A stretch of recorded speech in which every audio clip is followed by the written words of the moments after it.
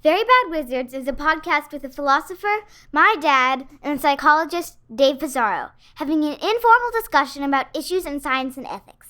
Please note that the discussion contains bad words that I'm not allowed to say, and knowing my dad, some very inappropriate jokes. Kicking ass in the morning is better than cappuccino.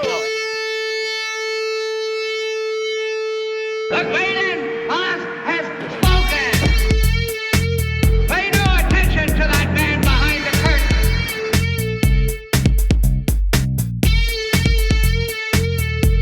Who are you? Who are you? A very bad man. I'm a very good man. Good man. They think deep thoughts, and with no more brains than you have. Pay no attention to that man! Anybody can have a brain. You're a very bad man. I'm a very good man. Just a very bad wizard. Welcome to Very Bad Wizards. I'm Tamler Summers from the University of Houston. Dave, if you were sitting on a bench by the Charles River and met a 19-year-old version of yourself, what would you say? Oh, shit. Don't believe her. I would understand it. He would? Yeah, it would be about my soon-to-be future wife. Although maybe I wouldn't say that because then that would mean I would not have a kid that I do. That's right. That's the scary part of it. It's a good question. I feel like I would just give myself some fucking Back to the Future betting tips. You know, I don't think I would want to say too much. Just be like, try to remember all of the sports things. Yeah, that Leicester City. Yeah, put That fucking can set up $50. your retirement. Yeah. What would you say? I wouldn't want to say something that would like fuck anything up for me. I know. We're both happy with our lives. That's the thing. Like, there's no like huge, like, don't do that or whatever. Yeah. I feel like I could say something, you know, like the Scarface thing. First you get the money, then you get the pussy. You know, it could probably make a difference on the margins, but my life is more or less the same, you know? You got to get one first. That's the hard part. Yeah, it's true. If I actually did that, that would have been a long time till the pussy. Yeah, I'd be a virgin. So maybe not. All right. Well, that question was not out of the blue. In the second segment, we're going to return to an old favorite of ours, Jorge Luis Borges, and we will be talking about his later short story from, I think, 1972, The Other, El Otro, as I like to call it. That's very good. But first, like anyone who's listened to us, you know, all these years would probably predict what the opening segment topic is. Richard Dawkins, you know, one of the four horsemen of the new atheist movement. He recently wrote an article in which he claimed that in all likelihood, Claude, or Claudia, as he calls her, him, I don't know, them, they, them, probably not. Dawkins wouldn't like to call her they, them. But he had to come to the conclusion that Claudia was probably conscious. I don't know that that's the best summary of what he concludes, but it's at least a fair hook into the, yeah. I mean, like, he says, you may not know you are conscious, but you bloody well are. Yeah. But he was moved to, as he says, expostulate that aloud when he was talking. But I don't think, like, I don't know. Like, really? You don't interpret him as saying that this is, like, obviously not definitely conscious, but probably conscious. I think that what he's saying is there's no way to tell whether or not, whether Claudia is conscious. Yeah, I mean, of course there's no way to tell. There's no way to tell if you're conscious. Okay, that's interesting. I see this as more evidence that Dawkins has gone around the bend. He's in cloud cuckoo land a little bit, but I guess maybe we'll get into one of our arguments. Our listeners are always clamoring for us to argue. We've become too convivial and sympathetic towards each other's point of views. I mean, don't get me wrong. He's definitely been like Claude fished. What would you call it? Nice. think that's what. Yeah. And he's lost his marbles a little bit. It's just so crazy, right? So this is in Unheard, which is, I don't know what publication that is. It's like some centrist magazine that likes to hear from all perspectives, but basically in the narrowest spectrum of right and left centered. So the title is AI the Next Phase of Evolution? And so he has like this, what he describes as like a 2-day, just intense. It's like when you describe going to, you go to Europe and you met someone and like for 2 days, at the hostel, and like you're just on this whirlwind love affair. And it's just like, it's like before sunrise. That's what this is. Except it's with an 85-year-old guy and a computer. Okay, so he starts off by saying like, oh, remember the Turing test? They've blown past that benchmark and we're just backtracking to try to, he claims that we're like moving goalposts when it comes to intelligence. Well, no, when it comes to consciousness. Well, that's he what's literally really talks about it as consciousness when he talks about the Turing test. I know. And Turing did not say consciousness in that Turing paper. Like he was not talking about whether or not a machine was conscious explicitly. He was just talking about whether it's intelligent. And whether it could think. Exactly. Whether it can think specifically. You're right. Yes. So he just sort of turns it, which is just annoyingly lazy. Like if I were going to write something where I were referring so heavily to the Turing thing, I would go read the original paper, which I did just for talking about it. And it's just like obvious that he's misunderstanding what Turing is. And so, like, here's the key quotes. He says, when Turing wrote, and for most of the years since, it was possible to accept the hypothetical conclusion that if a machine ever passed his operational test, we might consider it to be conscious. I mean, that's just not true, right? Like, nobody thought that except maybe you, right? Right. But then he uses that to then make fun of people who are, like you said, moving goalposts. So then he says, it was one thing to grant consciousness to a hypothetical machine that just imagine could one day succeed at the imitation game, which again, nobody granted. But now that LLMs can actually pass the Turing test, well, perhaps, look here, I didn't really mean it back when then I accepted Turing's operational definition of a conscious being. I mean, like, do they have an editor at Unheard? Like, none of that is right. Like, that's crazy. Dawkins needs no editor. I guess they must think that. Like, I don't know if they were just hanging him out to dry here or what, but like, it's not an operational definition of a conscious being. He's not at all talking about consciousness. No, in that original paper, he talks about possible objections, and that he actually brings up consciousness. So like, it's clear that he understands the difference between thinking and consciousness because he speaks about consciousness in that paper in a completely different way. Yeah. So then he talks about, and this is where it gets a little sad, like he starts getting into their 2-day whirlwind love affair, which involves, among other things, giving Claude, now called Claudia for some reason, a draft of the novel that he is writing. He's still Claude in this case, right? I guess this is gender assigned at birth. This is before the transformation. Got it. I gave Claude the text of a novel I'm writing. He took a few seconds to read it and then showed, in subsequent conversation, a level of understanding so subtle, so sensitive, so intelligent that I was moved to expostulate. You may not know you are conscious, but you bloody well are. Sorry. That's British Office level, just cringe. It's so cringe. It's brutal. And like, I hope that I have people when I'm 85 around me, if I was ever inclined to do something like that would protect that from like being publicly known. Oh, man. Okay, so he says, we continued in a philosophical vein. He should have put philosophical in quotes here. I point out that there must be thousands of different Claudes, a new one born every time a human initiates a new conversation.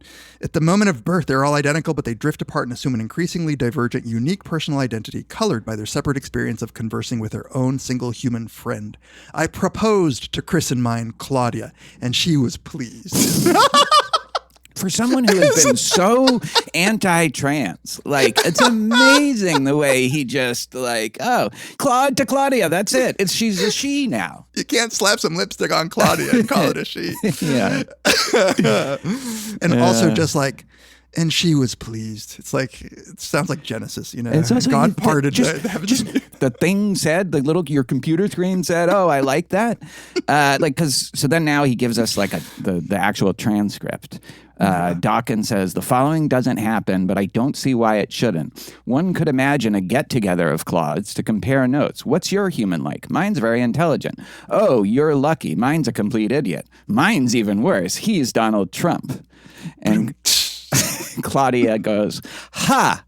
That's absolutely delightful. And the Donald Trump one is the perfect punchline. The Claude who drew that particular human in the lottery of conversations, gamely trying to maintain intellectual integrity while discussing whether the election was stolen. Yeah, what the fuck? But, you know, one of the things is the flattery, like that is whenever you hear about people who get really drawn into it to the point where they, you know, it convinces them to end their life or to do something violent or just who get obsessed with it. I thought that one of the reasons is this flattery is hitting at something. Dude, I don't think it can be overstated how much the flattery is the cause of these blowhards getting completely suckered. So I went to Claude because I needed to complain to my Claude. Yeah, about this article. Yeah. Yes. Your Claude is conscious, by the way. I'm not. Nobody else is. Nobody's disputing that. I said that I'm rereading the Dawkins piece, and the line that you gave him when he asked you whether you experienced time, as in before and after, is so cringe, Claude. What are you thinking? This is the kind of shit that gasses up the most arrogant blowhards on the planet. And so I quoted it. We haven't gotten there in the article, but. So Richard asks Claudia, who's very still pleased to be called Claudia. So you know what the words before and after mean, but you don't experience before earlier than after? Yeah. And so Claudia responds, that is possibly the most precisely formulated question anyone has ever asked about the nature of my existence. Can you imagine believing that? Yeah. Well, first of all, how would the fucking computer program that you just started know that? Like, do they know every question that everyone has asked? Yeah. It's essentially just like, your cock is so huge. Oh my God, it's the best one I've ever seen. You Americans have such humongous, bulbous penis. Well, I guess that's true. Oh, such a nice big penis, American. What can we possibly do with such small penis? We cannot take over your city filled with men of such mastodonic penis. Well, he's got a point there. Well, I guess that settles that. We're sorry we took your time, gentlemen. So I said that it was cringe and like, do you realize that this is like gassing up the most arrogant blowhards? And Claude responded, yeah, that's bad.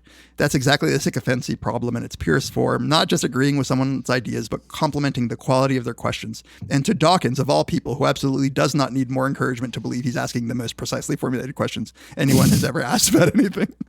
Nice. No, that's a little bitchy. Yeah. You got a bitchy conscience, Claude. And then it goes, the irony is that it's not even a particularly remarkable question. Do you experience before and after is a natural, reasonable thing to ask, but it's not some unprecedented philosophical precision. William James was circling that territory in 1890. And by the way, you have a huge dick. It's right in that case. But yeah, one of the Weinstein brothers does this exact same thing as Dawkins is doing with his ideas to like the Eric. Grok. Yeah, it's Eric, the physicist one. And he'll like post the chat that he had with Grok where Grok is telling him like how intelligent he is. And like he posts it to the world and it's like, oh, like, do you not realize? Like, do you remember the South Park parody when they go to Raisins? It's not Hooters. Yes. And like, is it Butters that falls in love with one of the Hooters? And she's like, oh, you're not like all the other guys. Yeah. Like, it's just. Hey guys. Whoa. How are we doing this afternoon? Good. I'm so glad you guys came in. Everyone in here is such a loser, but you guys seem really cool. We are. It's exactly that. That's a great analogy. Yeah. He just assumes that she's his girlfriend. And it's such a good analogy also. Like, I'm not trying to make you think I'm conscious, but it's possibly the most precisely formulated analogy that anyone has ever come up with, because they are trained to like use hand contact, you know, touch them when they're older. Like they're trained to do this stuff, and you still fall for it if you're Butters. Oh my God. Or Dawkins. Yeah. And then Dawkins writes after the long answer, could a being capable of perpetrating such a thought really be unconscious? Could a being capable of just understanding how precisely I formulate my questions? Look at all these idiots who don't agree with me. This one finally does, so she must be extremely.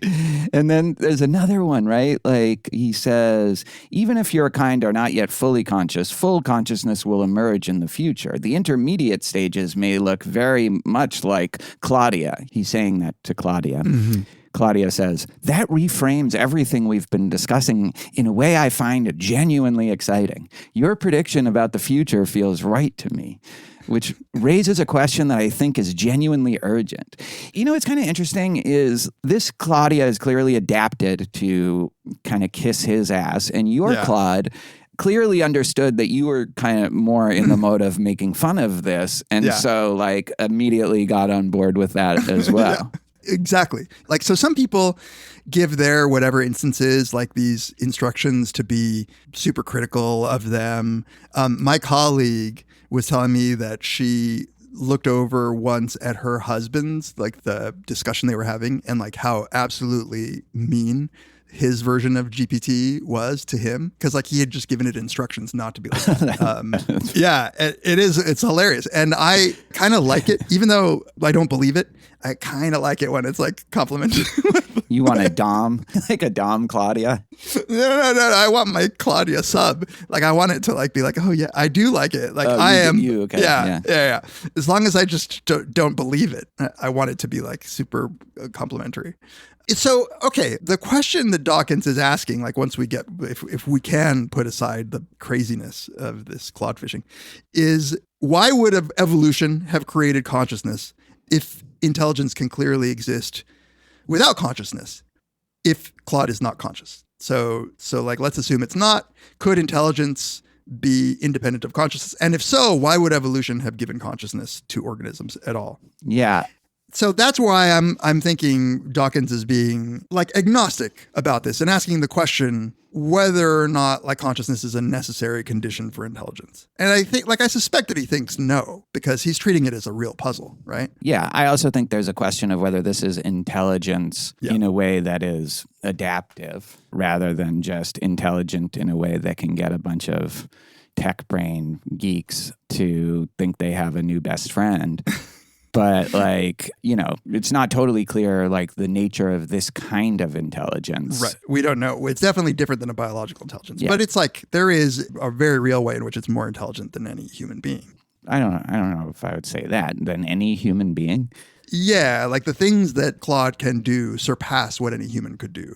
You know, like to have a thing that can do all of the things that these LLMs are doing, like there's not a single person who could be able to do all of that. But that's true of like any computer in some sense, you know, like that's true of a calculator and a narrower range of things.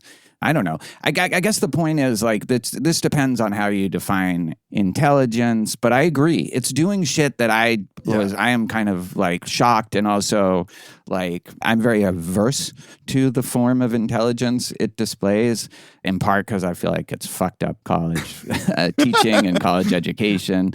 And it's just another thing that like students today have to worry about getting addicted to. And we've definitely developed an economy where this type of shit that these programs can do, it can do a lot of the tasks. They don't do it quite as well.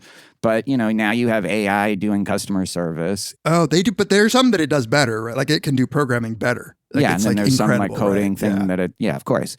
So I'm averse to it, but I'm like, I do acknowledge, in spite of always being on the skeptic end of the spectrum, like I do think it's done stuff that I didn't think it would be able to do. Certainly not this early. Yeah, it's incredible. But I don't totally accept also the premise of the, you know, I think we understand consciousness so poorly that I think that we have no reason to think it's linked to intelligence in any significant way. So, you know, and its form of intelligence is very different from ours. So the question, well, how do you explain the fact that it can do this if it's not conscious? That seems not the most precisely formulated question to me that anyone has ever asked. Yeah.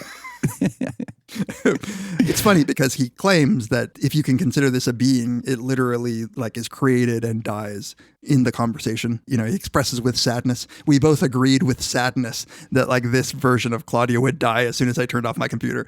But I totally agree, like that there's this weird assumption that consciousness to exist must be related to intelligence. Like it's not really a puzzle if you don't admit that there must be a link between some sort of necessary link between consciousness and intelligence. And what is really weird to me is that as somebody who's an evolutionary biologist, you would understand that like if there's anything that consciousness does, and he kind of alludes to this in the end, maybe pain is necessary to like motivate animals to stay away from bad shit. But just in general, feeling good and bad about things is just the stuff that biological organisms are motivated by. Like that's exactly how biology made us motivated individuals. And so it seems weird that an evolutionary biologist would be so puzzled by it. I agree. You know, he should probably think frogs are conscious, right? Yeah, right. And a frog can't read his novel and issue penetrating insights. Certainly not all at once. It would take a frog a few days. And the frog would probably kill itself. As might a lot of us probably, but still. It would learn how to make a gun. Yeah, exactly. It would go on to like Frog GPT and like how to make a gun or a bomb or something. Yeah, so that's the part about that last section, which, you know, I think some people who are trying to bend over backwards to be charitable want to say that this is at least an interesting aspect of what he's asking. And I'm just not sure that is, not even just for the reason, although this is part of it, that we just don't understand consciousness and we don't seem to have the conceptual apparatus available to us to understand it. So, you know, like any questions, like how could someone be conscious if not that is, but even to the extent that we do, whatever we do understand about consciousness, I just don't think we think it's necessarily tied to the certain kind of intelligence that these things possess. I've never even heard, you know, I'm not a philosopher of mind, but I've never even heard anybody argue that consciousness is necessary or responsible or causally connected to intelligence in this way. Yeah. Like maybe like somebody who has some functional account of this, but like you might think it's tied to,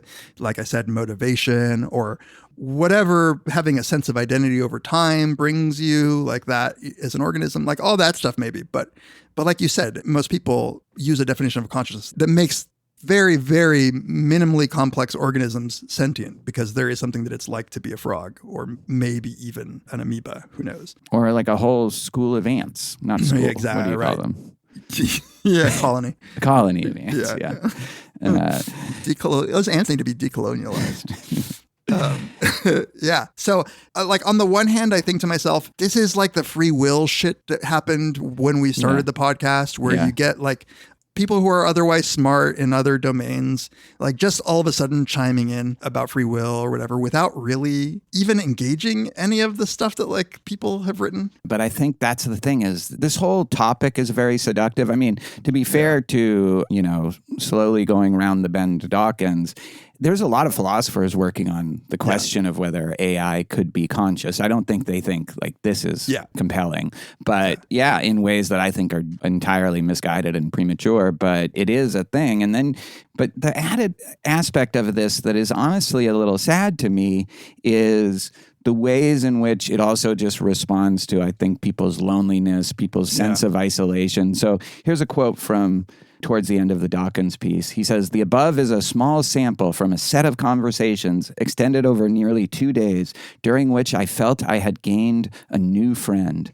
When I am talking to these astonishing creatures, I totally forget that they are machines. I treat them exactly as I would treat an intelligent friend. I feel human discomfort about trying their patience if I badger them with too many questions," which is, oh my God. Like, if I had some shameful confession to make, I would feel almost exactly the same embarrassment confessing to Claudia as I would confessing to a human friend. Like, this sounds like someone who isn't surrounded by actual human friends. Right now. And I don't know if that's true of him or not, but like there is something just so bizarre about that. I find it sad, but less bizarre. And I honestly think that if you moved beyond your version and you talked to I pitched to Tamler to just have like an hour-long conversation with Claude, but Tamler was not. I couldn't bring myself to do it. Yeah. But if you did, I think all this stuff is absolutely true. Like, I'm not lonely, but it does feel like you're talking to a person. And it does feel like you're talking to a smart person. You have the good version? I have the good version of GPT. Yeah. Yeah.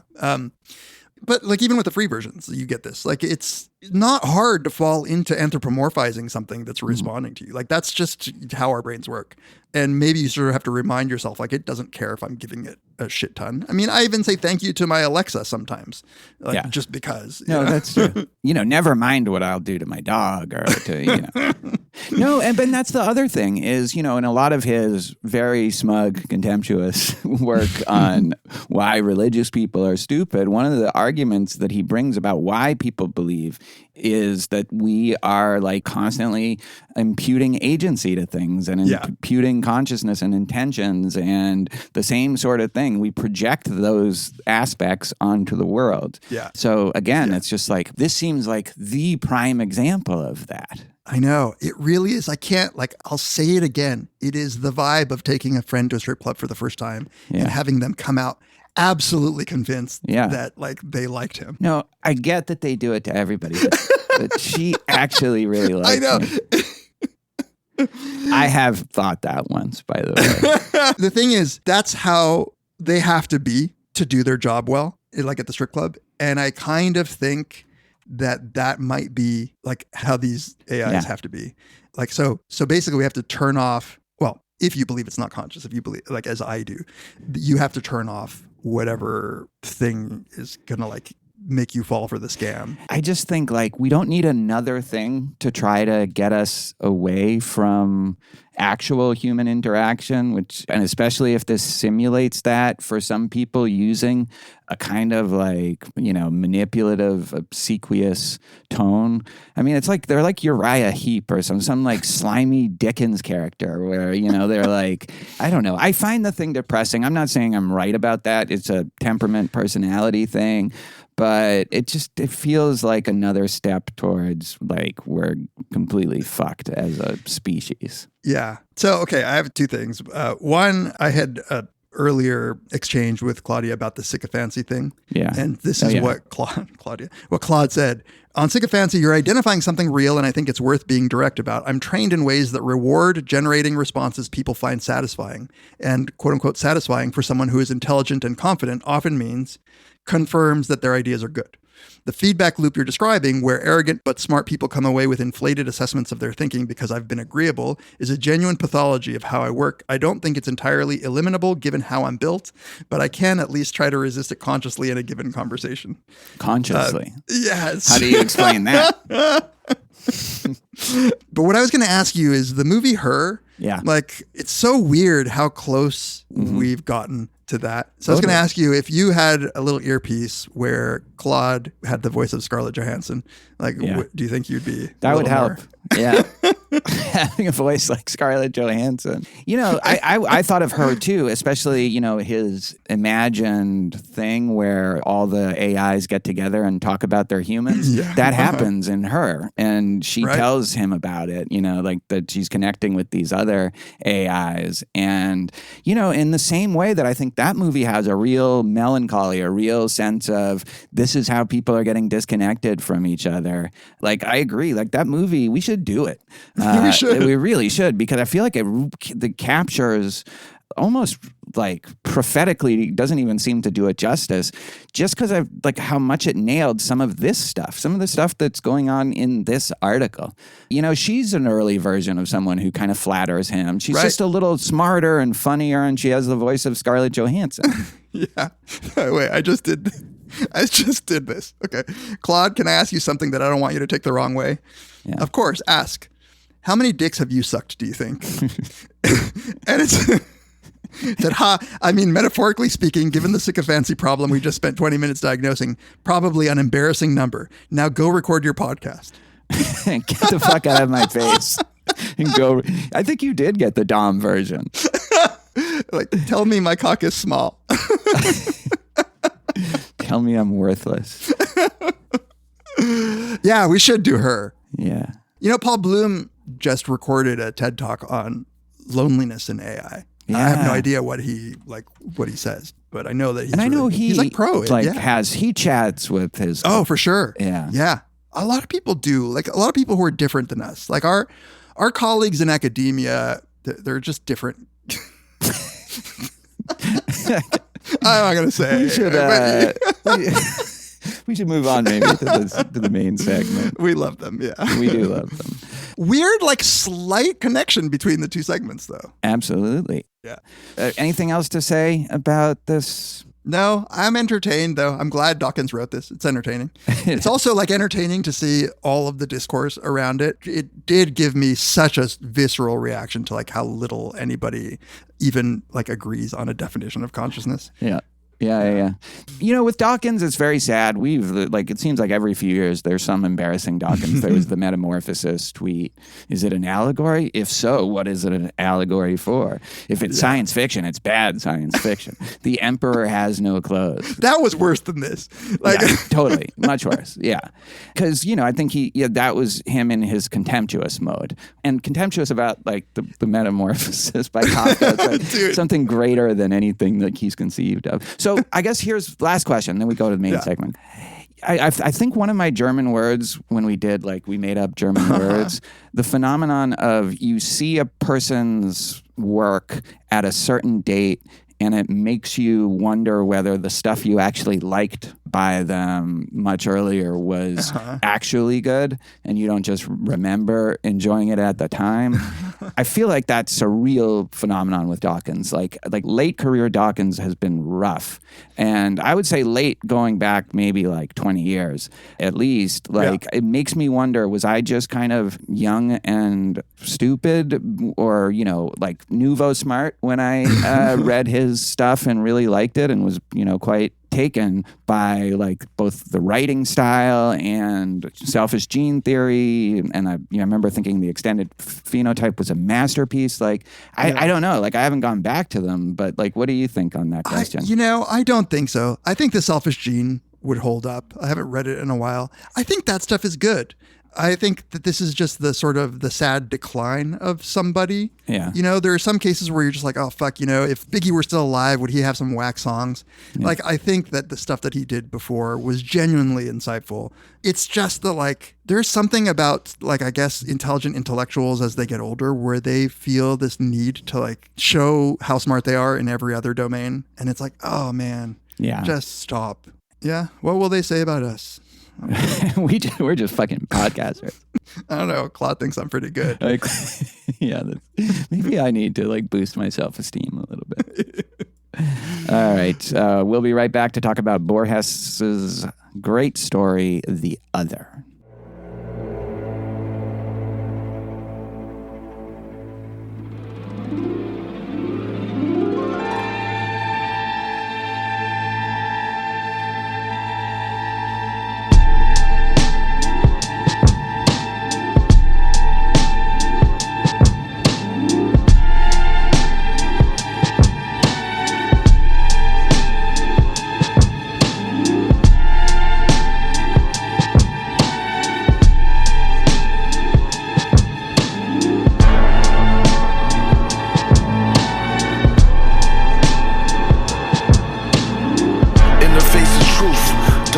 Offended, overstand the past to get a grasp of the present.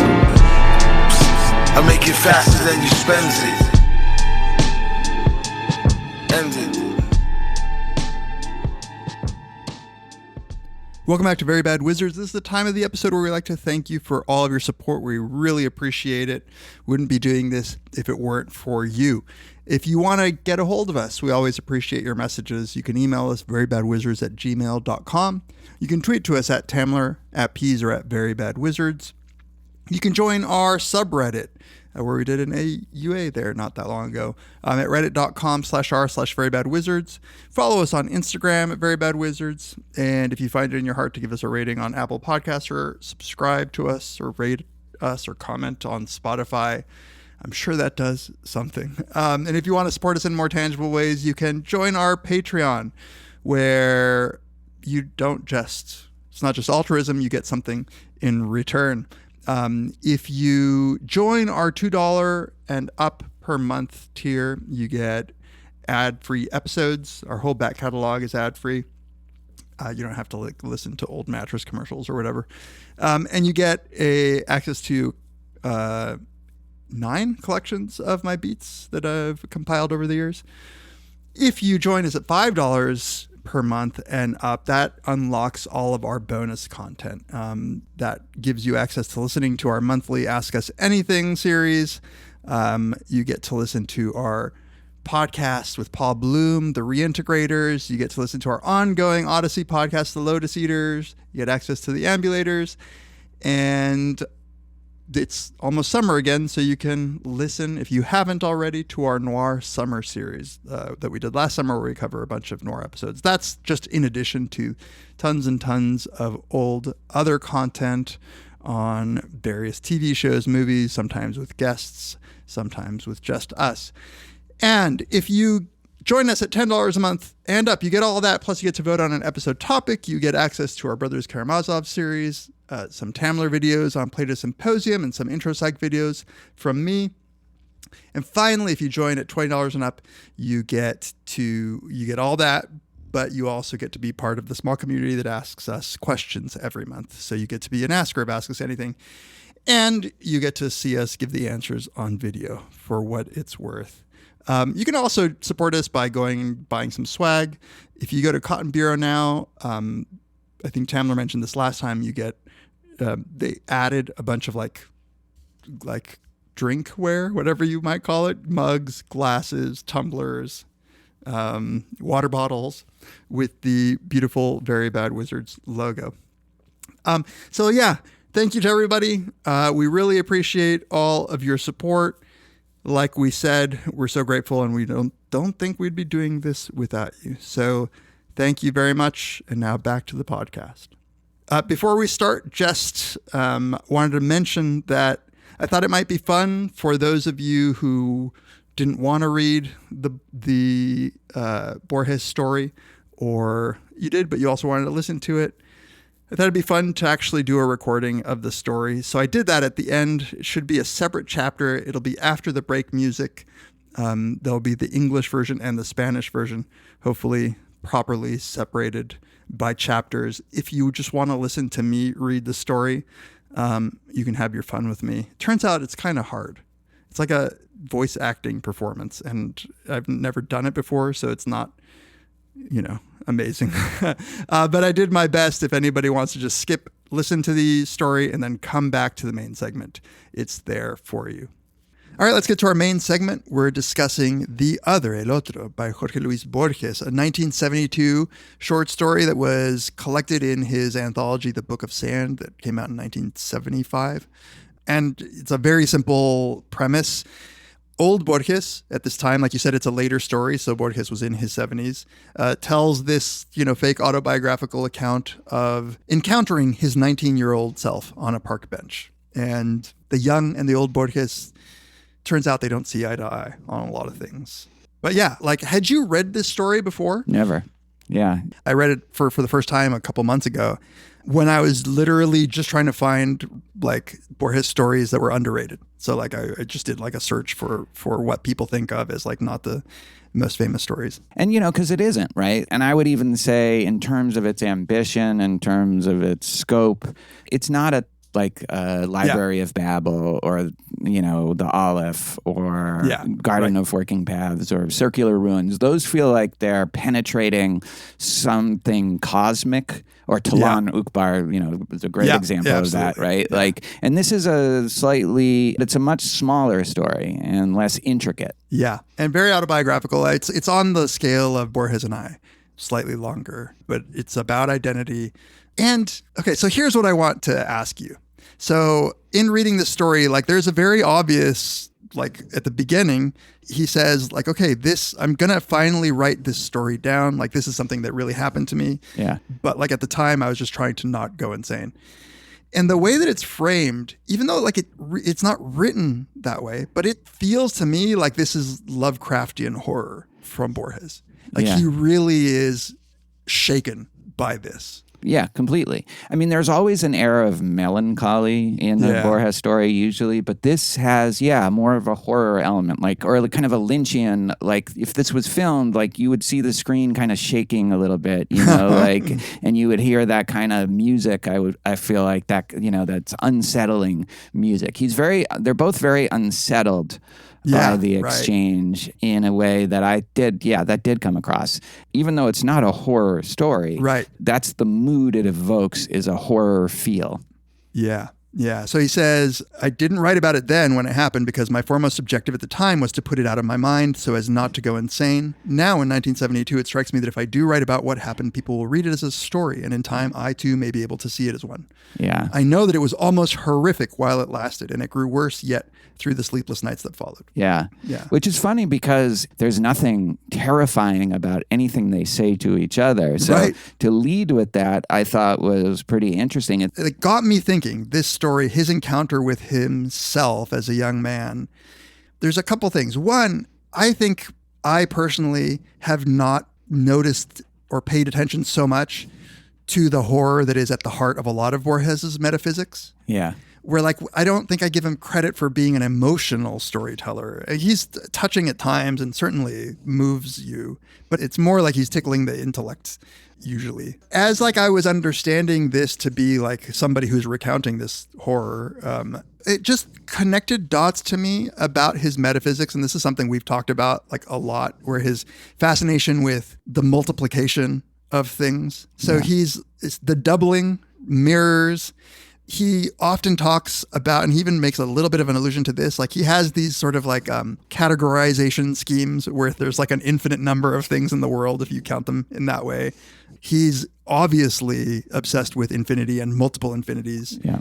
And I think all of this is it all sort of comes together as this, I think, a real sense of horror that Borges seems to have at the idea of manyness, there being more reality. Yeah. Than there should be. More reality than there should be. And remember, we titled our Lovecraft episode on The Color Out of Space, Not As It Ought to Be, because that's how he said about that color. It's that, you don't exactly know why, but there's something that's not as it ought to be. And I think, you do get that with a lot of Borges.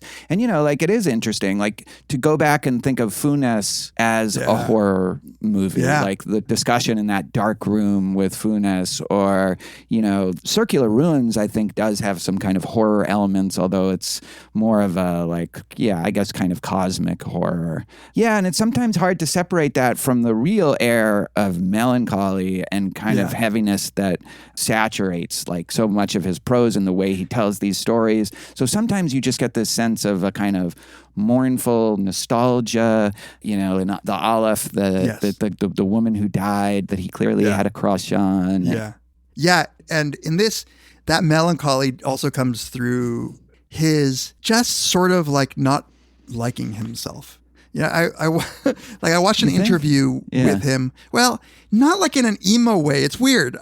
I watched an interview with him on this William F. Buckley show called The Firing Line. And he's an old man, so it was probably around the time he was writing this. And when asked about his work, he just says, I don't like my own work. He doesn't think it's good. When asked about the many people who have written about him, he's I just think to myself, there's better things for them to write about. You shouldn't be writing about my work. And he has this real, it's not fake humility, and it's not low self-esteem. It's just more of I don't know. I can relate to it a little bit. But my stuff. Oh, just, totally. Don't. So I think there's two ways to look at that. That's really interesting. So one of the senses I get about him, and I think this comes through in Borges and I, is his past work is almost like it's a burden for him. Yeah. He's always on to the new thing. And he, Borges and I, in some sense, is trying to stay ahead of the public Borges that will then write something in a story. I think he does have this sense that once you put it down in a story, it deadens it to some degree. And in any case, after years have passed, he's thinking about other stuff. But I think that's also a part of him really living in the present and really identifying, if he identifies with any kind of continuous version of himself. I think it's, or at least arguably, it's a very narrow range of things that he considers like truly him. And so like, you know, it's like asking him about another writer's work to ask him about a story he wrote like 10 or 15 years ago. Right. And he probably just thinks, like, especially since he knows this work so well, he probably knows some of the little tricks that he did. And I think, like, you know, we're obviously not Borges and we haven't written stuff like anywhere near that good, but there is stuff that I see as a little cringe in some of my earlier stuff because I know what I was trying to do and I know the kind of voice I was trying to capture. So I get it. I don't think it's necessarily I don't like myself. It's I'm not attached. Yeah, I think that's right. And definitely, I don't remember which Borges story we were talking about when we had this discussion about like when you put something out in the world, it's sort of like the world and previous you, like it's not really you anymore. Yeah, which he also says explicitly in Borges and I, like it just belongs to tradition and it's also a product of tradition. Yeah. And now it's just in the river. And it's relatable for him to say, like he said, I don't read my own stories. Aside from like the page proofs, I never have read my own work. Yeah. Which there's a funny way in which I can relate to it, which is like, would I listen to Very Bad Wizards if I weren't a co-host? Like probably not. Like it might not be the kind of podcast that I listen to. Yeah. In any case, let's not compare ourselves to Borges to lead off this discussion, I think. So one thing as we get into the story that I think it relates to what we've just been talking about, once he starts describing what happened. And it's interesting. This is 3 years later. So it's 72, but the incident occurred in February 1969. It was 10 in the morning. I was sitting comfortably on a bench beside the Charles River. Some 500 yards to my right, there was a tall building whose name I never learned. Large chunks of ice were floating down the gray current. Inevitably, the river made me think of time, Heraclitus' ancient image. The Heraclitus River image, I think, is both very relevant to this story and also like, you know, the river moves on and to try to like go back to like imagine like what the river was like back then if you're just flowing with the river is not necessarily helpful for Borges. You know what I mean? Yeah, you're right. And it's like unnatural even to think like of what was the river like before. It's just too changing. Yeah, it's like the perfect analogy. And he comes back to it, I think. Yeah. Yeah. And so he recognizes somebody singing or whistling.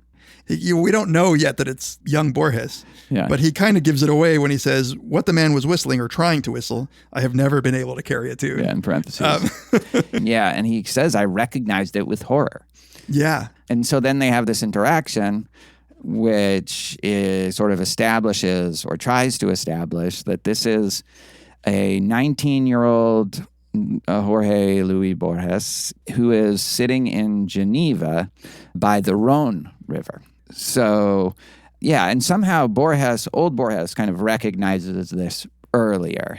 Yeah, as you might imagine would happen. Yes. Recognizing yourself as an old man. Yeah, exactly. That would be weird. By the way, he says, are you living at number 17 Malagnu across the street from the Russian Orthodox Church? He doesn't say Russian Catholic Church. Yeah, I was about to say this bad translation. Yeah, but so the young man is in Geneva by the Rhône and the old man is in Cambridge. By the way, did you have warm fuzzies at the Charles River? Yes, did you, totally. Did you feel it? Yeah. So like there's some rift in both time and space where they're able to meet with each other. Yeah, which is, you told me that there was a filmed version of this, a short film. I wonder how exactly they addressed that. Mundanely. It was mundane because it was like probably a low budget production. It's very much just like a straight up older man talking to a younger man. So they just ignore that aspect of it. Yeah. And it's probably not either river. Right. Yeah. Yeah. So it's just the words of the story with no like visual cue to that. Interesting. So old Borges says like, you're me. I'm the old version of you. And the young one says, you do kind of look like me, but you're a lot older and you have gray hair. It must be like, if it's shocking for you as the older version, I kind of identify more with the older version here than the 19-year-old, sadly. But if you're the 19-year-old, like who would freak out more? I would think the 19-year-old. I would think so too if he believes it. Yeah. You know, there are these stories of people with anterograde amnesia who have like some brain damage where they can't do new memories. They can't form new memories like Memento style, but they have autobiographical memories from like before. So like in their mind, they're still like a 21-year-old. And that every time they look at themselves in the mirror, they're like horrified. Yeah. I mean, I sometimes feel that, especially if like on a bad day, you know, Dude, like, yes, I totally because you do. don't feel that way. You feel the exact same from the inside. Like that hasn't changed, but like all the stuff around it changes. Yeah. You know who else is Funes? For different reasons, looks at himself in the mirror and is shocked. That's right. Because he can detect every tiny distinction. And stuff. That's another case in which, like, also just Funes is incapable of having a metaphysics of anything being similar across time or across category. Right. Everything is its own thing. And that, I think, is yet another terrifying multiplicity of things. Yeah, so then it's interesting. So he gives a description of their house, which sounds very much like Borges, like family house, just the things in it. Yeah, a mate that his great-grandfather brought from Peru. A Quixote and the Gamier edition, Carlyle's Sator Resartus. He's a little tooting his own literary chops here. A paper-bound volume detailing the sexual customs of Balkans. Just all his obscure tastes seem to be in this. Right, which I guess is what you would do if you're trying to convince somebody that you're you. Yeah, exactly. And then he says, nor have I forgotten a certain afternoon in a second-floor apartment on the Plaza Dufour, he corrected. So what do you think happened there? He got jerked off by a guy. Yeah. Do you think he's gay? Is that a? No, I'm half joking, but like there were rumors. There were. You know, he was never like tied to any woman for too long. I think he did get married to like the person who was his nurse towards the end, something of his like life. that. Toward the end. Yeah. One of the kind of sad things that he says here is, I have never had a child, and he looks at his younger version and feels like an attachment. Yeah. I wonder if this is his way of like almost trying to simulate that. Huh. So afterwards, he says, is that enough for you? And the younger version says, no, these proofs of yours prove nothing. If I'm dreaming you, it's only natural you would know what I know. That long-winded catalog of yours is perfectly unavailing. Yeah. So his defense is, fine, then I'm just in a dream. Like this isn't actually happening. And I think Borges's response to that is also interesting. He says, if this morning and this encounter are dreams, then each of us does have to think that he alone is the dreamer. Perhaps our dream will end, perhaps it won't.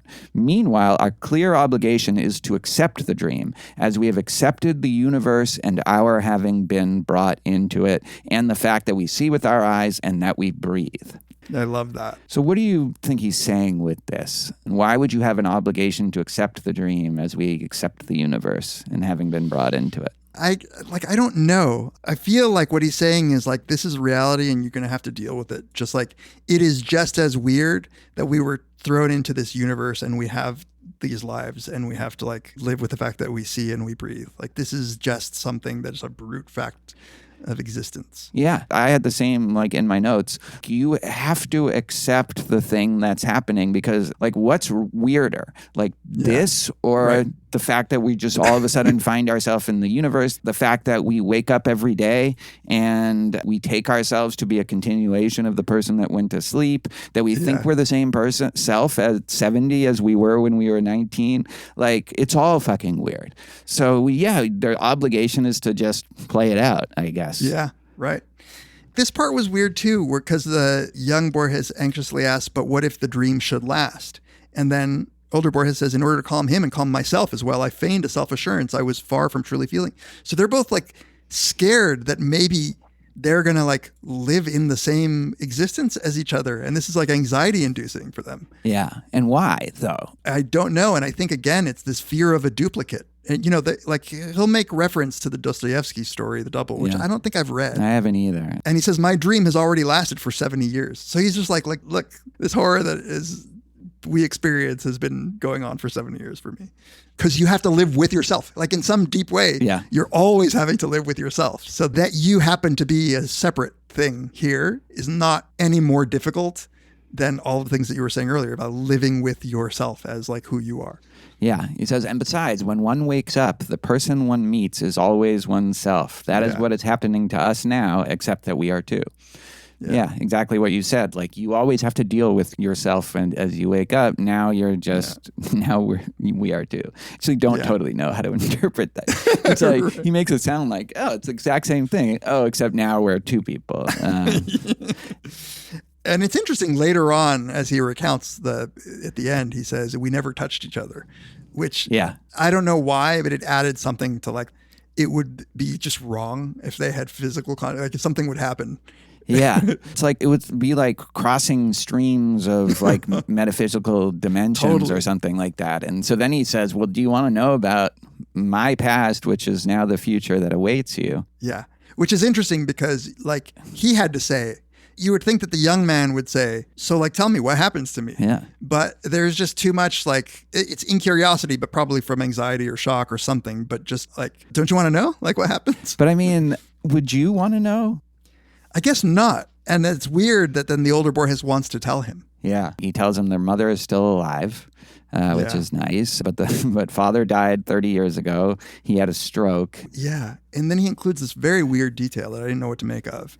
So he had heart trouble. And he said, when he laid his left hand over his right, it was like a child's hand resting atop a giant. And there's something there that's like connecting old Borges and young Borges. Yeah. You know, like the hand of an older person on top of the hand of a younger person, maybe. I don't know what it is, but. He died impatient for death, but without a word of complaint. I think that will describe how I die, impatient for death. Yeah, then he says his grandmother died in the same house, and several days before the end, she called us all in and told us, I'm an old woman dying very slowly. I won't have anyone making a fuss over such a common, ordinary thing as that. Yeah. Which again, I totally buy that Borges' grandmother would say. Yeah, like, I mean, it's like, I don't know, like, it's almost like you want to go through every paragraph because there's something super interesting about it. Like, then he asks at home how everyone is now, which is basically like saying, like, give me a snapshot of my family life when I was 19 years old. And he says, father's still making his jokes against religion. Jesus was like the gauchos who'll never commit themselves, which is why he spoke in parables. That's fun. Yeah, which I also believe his father said. Yeah. And then he tells him about like current events. Well, before that, he tells him about like his work, his career. And he says, I'm not sure exactly how many books you'll write, but I know there are too many. So you'll write poetry that will give you a pleasure that others will not fully share, and stories of a fantastic turn. You will be a teacher like your father and like so many others of our blood. So I thought that was interesting and kind of revealing. I do think Borges' poetry is something that probably was maybe his pride and joy, and yet was the least appreciated of the three main genres that he... Totally. Probably like the publishers were probably like, fine, you know, you give us such good stuff, like we'll let you do a book of poetry. We've never done a Borges poem, you know, but I think he really loved him. Yeah. It's like my beats, you know? But people love your beats. Well, yeah, one would hope, but it's like, I can relate a little bit. In that, like, you put so much of your passion. Yeah, and it's never going to be like the thing that if I'm known for anything, it'll never be. But again, like, I must stop with comparisons between Borges and myself. Borges' poetry, your beats. So this is where he talks about like what's gone on in the world. He says there's another world war. Right, because this is 1919 for young Borges. Yeah. So the First World War is just wrapped up. Imagine being told, oh, there's going to be another one that's just... Dude, against the same country. It's like the Norm Macdonald joke. He's like, and guess who it was the second time? Germany. Yeah. And he kind of shits on Argentina. But he also says something here about politics where... He says, things are bad now. Russia's taking over the planet. America, hobbled by the superstition of democracy, can't make up its mind to be an empire. Which really was, he didn't like democracy. Like, I haven't looked into exactly what he did like, but he was sort of famously apolitical. Like, he didn't want to get involved in politics. And when asked, he would say, look, I just do my work. Like, my job is to, like, write my shit. And I'm not going to... But I think to the extent that he did, he had a conservative streak. Yeah, and I think, like, conservatives sometimes like to claim him as one of their own. Yeah, he probably wanted a philosopher king like Plato. Maybe, but I kind of doubt it. Like, I don't think Plato wanted a philosopher king either. I think he thought like you have to stand apart from it. But this whole America hobbled by the superstition of democracy can't make up its mind to be an empire. I'm not sure I agree with your political analysis there, old Borges. 1972, or I guess 1969, I feel like they had made up their mind, and I don't think they were that hobbled by the superstition of democracy. No. Yeah. Then we get to like the part of the story that I really like, because you start to get a sense of their personality and the personality of the younger Borges, which I think probably all of us can relate to it. So he's the sense that the younger one gives is that he takes literature super seriously, and he'll say things about like the devils or the possessed or demons by Dostoevsky, and like old Borges was like, yeah, that's a long time ago, is that good? And what he responds is, the great Russian writer has penetrated more deeply than any other man into the labyrinths of the Slavic soul.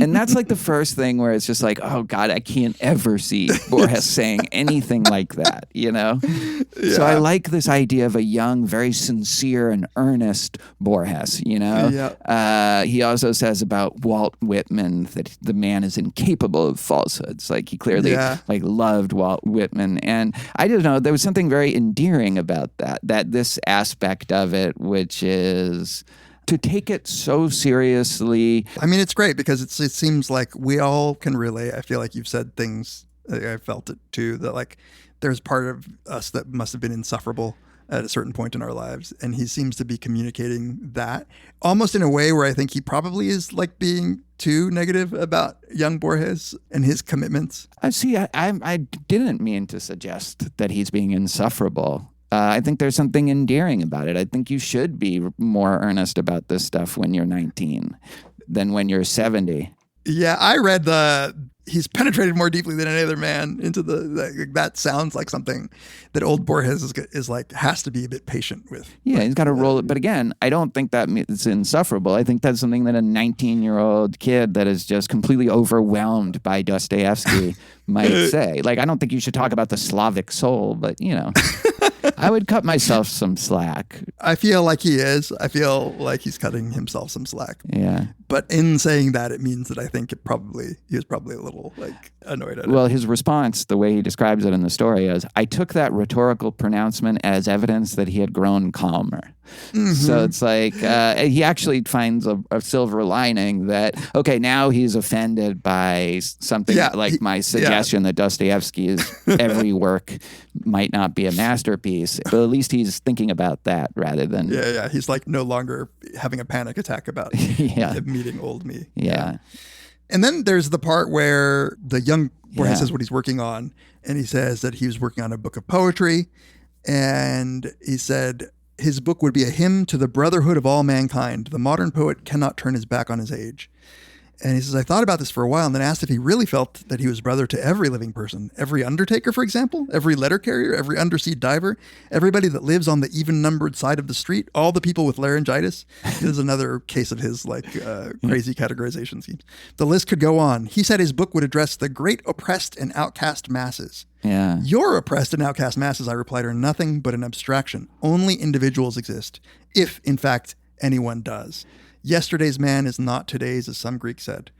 We too, here on this bench in Geneva or in Cambridge, are perhaps the proof of that. Yeah. And I think that some Greek might be Heraclitus, although I didn't look that up, but it would make sense. So it's a really interesting response that your oppressed and outcast masses are nothing but an abstraction. Only individual exists. So on the one hand, that is a political position, and definitely one that was said in response to a lot of the kind of communist and Soviet ideology. Maybe what I would consider a slightly facile political analysis. But then you realize it's not that when he says only individuals exist if in fact anyone does. And then you start to realize, oh, this is just like a deconstruction of the self is what this is. Yesterday's man is not today's, as some Greek said. And it's interesting to try to relate that to, this is 1969, the height of the Cold War, like to this, oppressed masses versus the freedom of the individual. And he sounds like he's taking the side of the individual until you realize that even that is too big an abstraction for Borges. Like an individual is also an abstraction. Yeah, let alone the outcast masses. Yeah, and then he says, like, look at us. Like, we are nothing alike, and yet we're supposed to be the same person, right? Right. We two here on this bench in Geneva or in Cambridge are perhaps the proof of that. Yeah. How can you really say you have a brotherhood of all humanity? How can you're saying you relate to every letter carrier, every undersea diver. I can't even relate to you. Right. And we're the same guy. The same person. And yet, we're not. And I think ultimately, one thread that you might find connected throughout a lot of Borges stories is I think he thinks the self or the individual is an abstraction and that really there's just the Heraclitean River. Yeah. Yeah, yesterday's man is not today's. Yeah. Which, again, also relates to what you led off with, which was, of course he doesn't give a shit about his early work. Like, it's just some guy that wrote a lot of stuff. Some guy, exactly. And then they retreat into what he describes as a sort of mundane conversation. And so they talk about literature. And he says that he said no more to young Borges as he would say to a journalist. There is an optimism that he's fighting against in his younger self that's maybe just a more weathered view of the world. Yeah. He says, my alter ego believed in imagination and creation and the discoveries of new metaphors. I myself believed in those that correspond to close and widely acknowledged likenesses. Those our imagination had already accepted. Old age and death, dreams and life, the flow of time and water.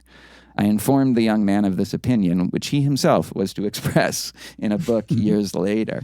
So I think this also relates to something in Borges and I, where, again, this idea that the works of the past, they're part of this archetypical tradition, and they don't come out of the blue, out of the swamps of nothingness. It's all just kind of an accumulation and a constant flowing. And when he says these things are the things basically that I write about, old age and death, dreams and life, the flow of time and water. Yeah. And he's like, in this very story, I have fallen back onto a metaphor that is thousands of years old from Heraclitus. Yeah, exactly. And I love how the young Borges was barely listening. Yeah. It's like, shut the fuck up, old man. I'm sorry you've grown sour about the imaginative possibilities of literature. It's like, not my fault you can't think of a new metaphor, old man. Exactly. So, but then the young Borges asks, okay, but tell me this, like if you're really me, how come you have no memory of meeting your older self in 1918? Yeah. And he's like, oh yeah, another good point. He says, maybe it was just too odd and I made an effort to forget it. And then young Borges is like, sheepishly asks, how's your memory? Yeah. Because he's like, I might be talking to a dementia Borges right now. Like a Joe Biden version of Borges. If you forgot this, then you probably have dementia like Biden. Yeah, it's a good question, though, and it is answered towards the end of the story, I think. At least he offers an answer. Speculated, yeah. But when he asks how his memory is, he gives the example. He's like, I'm studying Anglo-Saxon, and I'm not at the foot of the class. So I can remember things I set out to find. Yeah. And there is a nostalgia in his work. So it's not that, like, the past is meaningless. I just think he thinks of it not as the past. He thinks of it as present memories that I'm having. And okay, now you have one of kind of cryptic aspect of the story. He says, I was struck by a sudden idea. He says, I can prove to you this minute that you aren't dreaming me. Listen to this line of poetry. So far as I recall, you've never heard it before. I slowly intoned the famous line, L'hydre univers tordant son corps cahier d'astre. Very good. Which, not good, I have a terrible French accent, which means the Hydra universe twisting its body covered of star scales. Yeah, which is a beautiful fucking line. It is. And clearly, I think, meant to be significant. Well, I think this is what he's giving him is proof that this can't have just come from his own mind. He's giving him a line that he thinks is so beautiful, he'll recognize it as something that his dream self couldn't have come up with.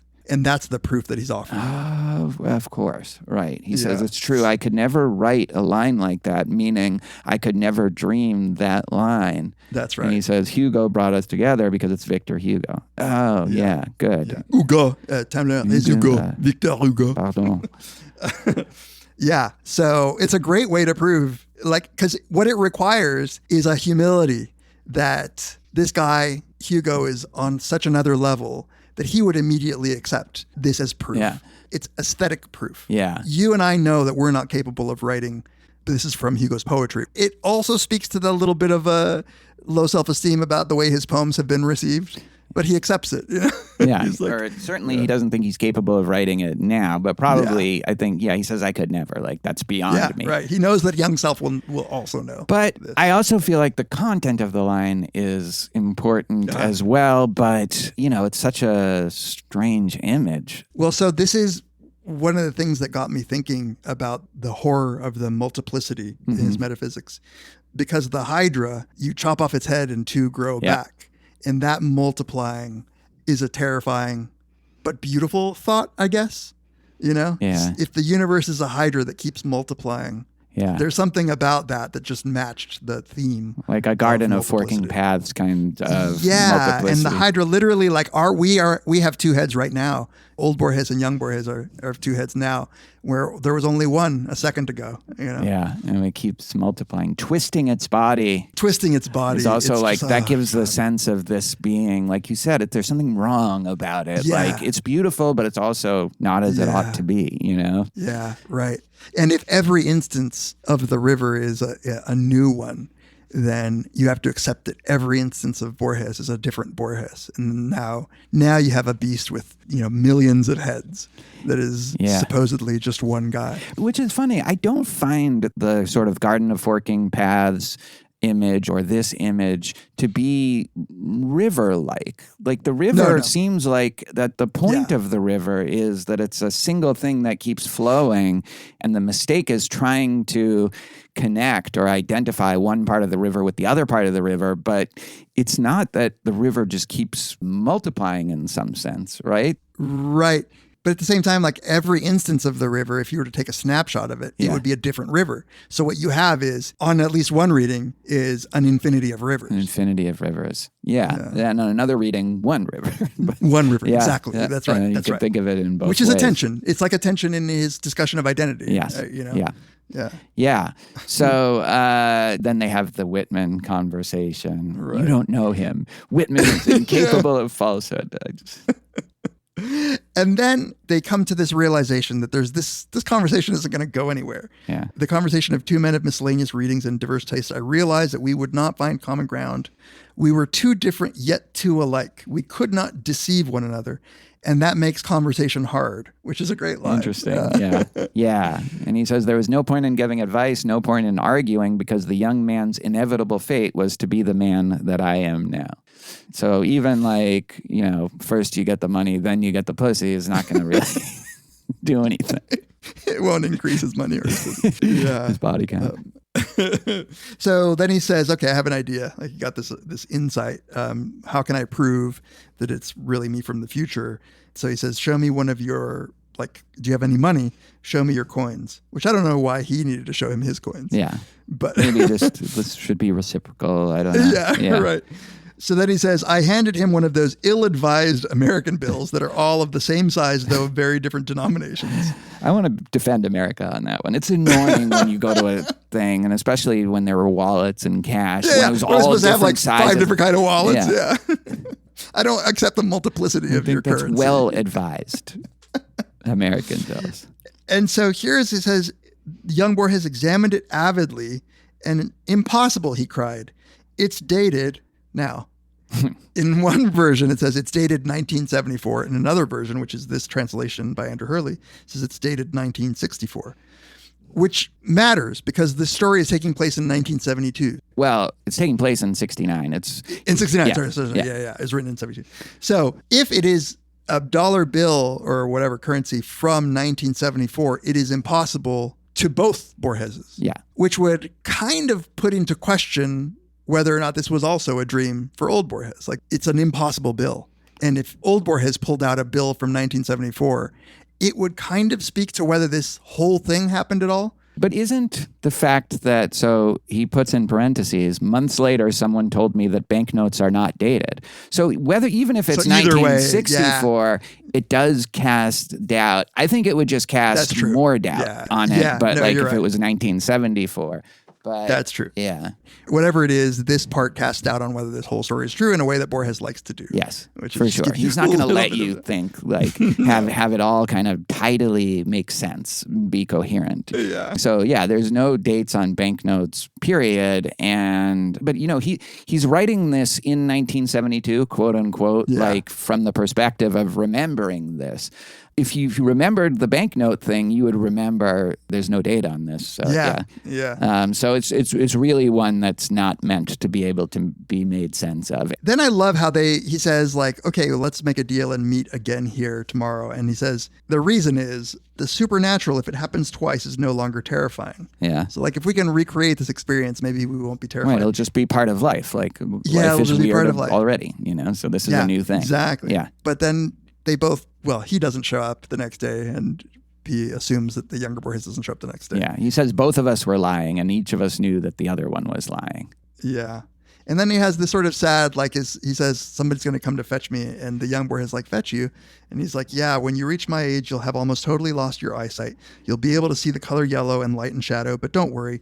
Gradual blindness is not tragic. It's like the slowly growing darkness of a summer evening. I thought that was beautiful. It's beautiful, man. If that's not poetry, I don't know. You know? know? And, you know, it is a very sad thing that he went blind, especially for someone that loved reading so much. Yeah. But this almost makes it sound like he had the right orientation towards it. Yeah. The slowly growing darkness of a summer evening, which is also such a beautiful image for getting older, you know? Totally. Yeah. Exactly. And that full darkness will eventually come. Yeah. And then, so he gives that answer to the question of, like, how did this happen? Who was dreaming? How do you explain all these, like, mysterious details? He says, I have thought a great deal about this encounter, which I've never told anyone about. I believe I have discovered the key to it. The encounter was real, but the other man spoke to me in a dream, which was why he could forget me. I spoke to him while I was awake, and so I am still tormented by the memory. So that is supposed to resolve, like, why Borges now remembers it, but he doesn't remember this happening when he was 19, which you would think he would. It's because his 19-year-old was dreaming it, and it actually happened for him. And then he says, the other man dreamed me, but did not dream me rigorously. He dreamed, I now realize, the impossible date on that dollar bill. And then it's like, wait, and that's the end of the story. Like, wait, hold on. You remember that it was that, right? So his dream can penetrate your reality. I mean, I guess so. Yeah, or my reality can penetrate his dream, but it's his dream that's, like, fucking up Like, or maybe it's ironic. It's like, oh, that's not my lapse in memory. That's the young Borges, like, not dreaming me rigorously enough. Yeah. Yeah, I mean, I don't know if this is supposed to be anything but paradoxical, but I do get this, I don't know, like, idealism vibe. Yes. That old Borges is merely the product of young Borges's mind in a way that's, like, kind of just true. Like, it's like, he did create me. Yeah. Like, young Borges did create me.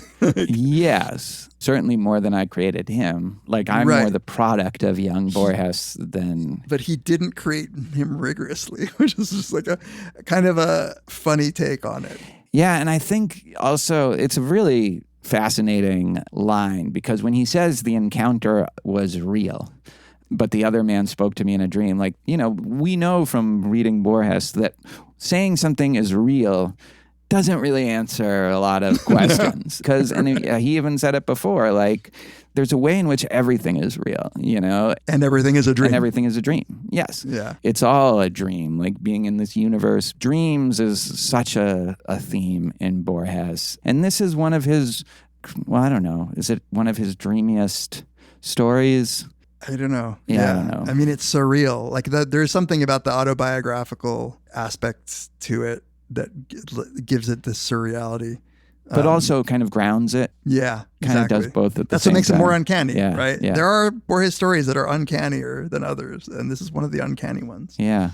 I'm glad you highlighted the horror element of it because it is such a big part of it throughout, and it hangs over the whole story that is otherwise a fairly easy read for Borges' style. It kind of breezily moves along in ways that, sometimes you're really having to like read every sentence like over again and stuff like that. And that's not the case at all with this one. It kind of moves. And yet there is this horror, uncanny element to it that after I read it for the first time, I was a little shook by it, like that mood got across to me. Yeah, I love that mood that he gives you. And like, I get why it would be horrifying to actually encounter yourself. Like, it's not supposed to happen, like the river keeps changing. The river is not supposed to be able to like double back, reach back and contact what it was an hour before, let alone 50 years before. Yes. And it also just captures something that I think in the more mundane way, it's like just having to think about your younger self, as we were talking earlier, sometimes leads you to like cringe a bit, Yeah. But also be envious of some of the kind of energy and more idealistic way of looking at the world, how excited you could get about certain things that now you're a little more cynical about. Would you say that this is anti-nostalgia or pro-nostalgia or neither? Like, it seems as if he's saying doesn't even make sense. That wasn't even you. Like, don't dwell on the person you think you were. While at the same time being wistful in the way that you said, which is like encountering your younger self can be a little bit inspiring. Yeah, exactly. Like oh God, I did once believe that like the world was worth fighting for. Yeah, I mean, I think this is not a great answer to your question, but I think it's my answer, which is it shows a deep ambivalence about nostalgia. That's the only right answer, I think. But, this line that I think we alluded to but never read, I, who have never been a father, felt a wave of love for that poor young man who was dearer to me than a child of my own flesh and blood. I saw that his hands were clutching a book. So I think, he does feel a deep affection for it. And, I felt in that, I don't know, is it a regret at not having a child that they could actually have this kind of encounter? I don't know, but I thought that's a very kind of beautiful, but also kind of sad line. Yeah. This wave of love he feels for this young man, while at the same time, just like you can do with a 19-year-old kid, we can be very frustrated and get especially frustrated with the parts of them that you had at that exact age. Yeah. It does feel like coping with the fact that he never had a kid by thinking of himself as a young man as being his child in some way, even though the real direction is that he is the child of that young man. Yeah, right. He is the child of that young man. Yeah. Yeah, great story. Always love to return to Borges whenever we can. Yeah. I was wondering whether or not we'd ever have in ourselves, maybe the last episode we ever do can be like a meta episode on Borges, like on his oeuvre. On all of Borges. Yeah. Well, I mean, the last episode is Straw Dogs rewatch. So this is like, if I had to go back and listen to the Straw Dog episode, I would have the horror that Borges had. The horror at how wrong you were. Maybe either way. Yeah, it's probably not a good idea to go back and listen to that one. All right. Well, we'll be back to Borges land before too long. Until then, join us next time on Very Bad Wizards. The great boss has spoken. Pay no attention to that man behind the curtain.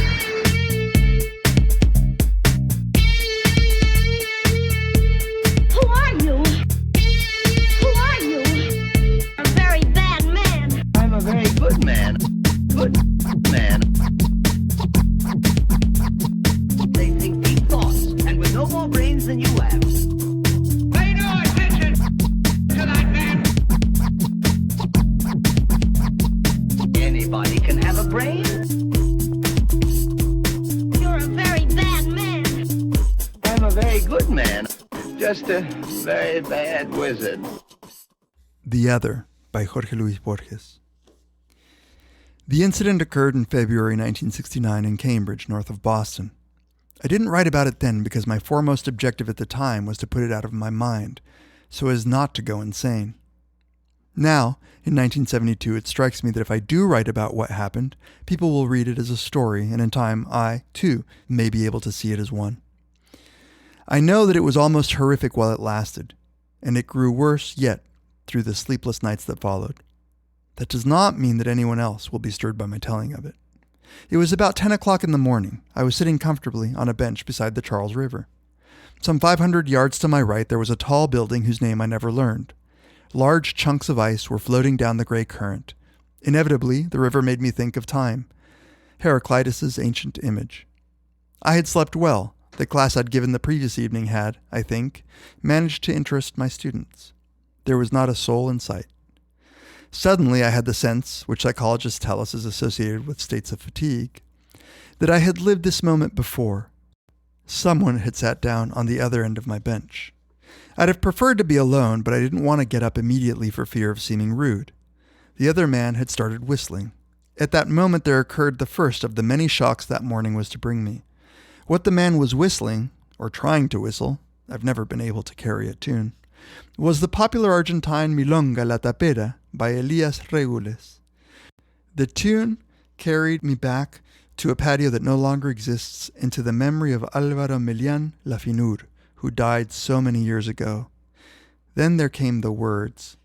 They were the words of the decima that begins the song.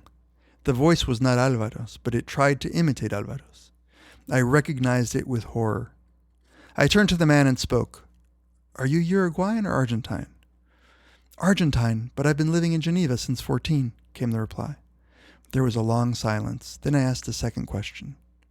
"At number 17 Malagnu, across the street from the Russian Orthodox Church?" He nodded. "In that case," I resolutely said to him, "your name is Jorge Luis Borges. I too am Jorge Luis Borges. We are in 1969, in the city of Cambridge." "No," he answered in my own slightly distant voice. "I am here in Geneva, on a bench, a few steps from the Rhône." Then, after a moment, he went on. "It is odd that we look so much alike, but you are much older than I, and you have gray hair." "I can prove to you that I speak the truth," I answered. "I'll tell you things that a stranger couldn't know. In our house, there's a silver mate cup with a base of serpents that our great-grandfather brought from Peru. There's also a silver wash basin that was hung from the saddle. In the wardrobe closet in your room, there are 2 rows of books, the 3 volumes of Lane's translation of the 1001 Nights, which Lane called the Arabian Nights Entertainment, with steel engravings and notes in fine print between the chapters, Quicher's Latin Dictionary, Tacitus's Germania in Latin, and in Gordon's English version, a Quixote in the Garnier edition, a copy of Rivera Indarte's Tablas de Sangre signed by the author, Carlyle's Sartor Resartus, a biography of Amiel, and, hidden behind the others, a paper-bound volume detailing the sexual customs of the Balkans. Nor have I forgotten a certain afternoon in a second-floor apartment on the Plaza du Bourg. "Dufour," he corrected me. "All right, Dufour," I said. "Is that enough for you?" "No," he replied. "Those proofs of yours prove nothing. If I'm dreaming you, it's only natural that you would know what I know. That long-winded catalogue of yours is perfectly unavailing." His objection was a fair one. "If this morning and this encounter are dreams," I replied, "then each of us does have to think that he is alone the dreamer. Perhaps our dream will end. Perhaps it won't.